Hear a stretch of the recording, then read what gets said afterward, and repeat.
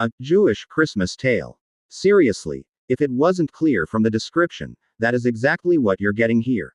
A retelling of the Dickens classic, reimagined with a Jewish couple during Hanukkah, and with the genders reversed rather than a Christian couple at Christmas. Yes, the lower level details are more significantly different, but at a very high level, this is what you're getting here. Which means it is far from a rom-com. So don't delude yourself there. Even though Meltzer has written rom-coms, this is absolutely a romantic drama, in line with its base tale. Yes, there is comedy here, enough to keep the overall heavy nature of the tale from being too heavy, but it isn't really the core of this tale. As a retelling, Meltzer really gets the overall spirit of the original quite well, making this an excellent read no matter your religious faith or what you do for December-ish, not technically winter all over the world, if we're truly trying to be as inclusive as possible winking face holidays. The re-envisioning of it to fit with a Hanukkah theme is actually done really well, perhaps until the very ending. Without going into spoiler territory, let's just go ahead and insert my read the book and write your own review wherever you see this one spiel here and let everyone know what you think about that. I personally think it works well enough, but I could see a lot of genuine and fair debate on that particular point. Now, with all of this said, I actually had a bit of a personal connection with this book, and I'm absolutely going into more overt religious discussion in this paragraph than I normally do, so feel free to skip it if you feel you must. I promise to keep all of this type of commentary within this paragraph, but to be true to my own experience with the book I must discuss it.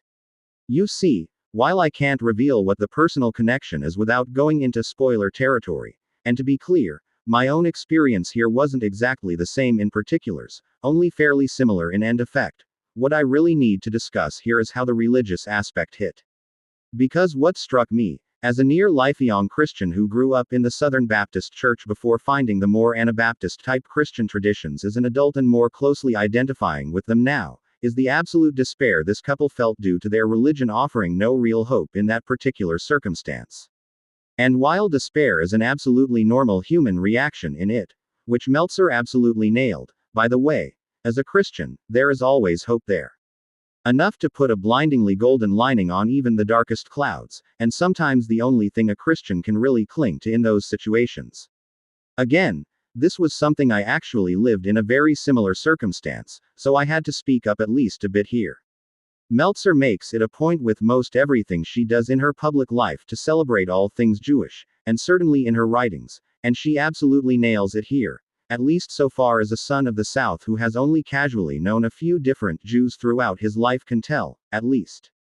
An actual Jewish person may have a very different take on how well Meltzer celebrates that particular culture and religion.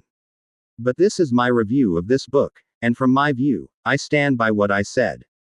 Whether it be an Adam Sandler-esque romp through the entire Hanukkah celebration, and yes, at times it does get up to Sandler-level funny, or the much more intensely personal dramatic moments of a boy and a girl falling in love, and falling in love again, Meltzer here proves that she isn't a one-trick pony only writing Jewish rom-coms, that she really has the chops to accentuate Jewish tales across the two largest romance sub-genres and do each remarkably well. Overall, a truly worthy holiday read no matter your own practices during the season, and one that shouldn't be missed. Very much recommended.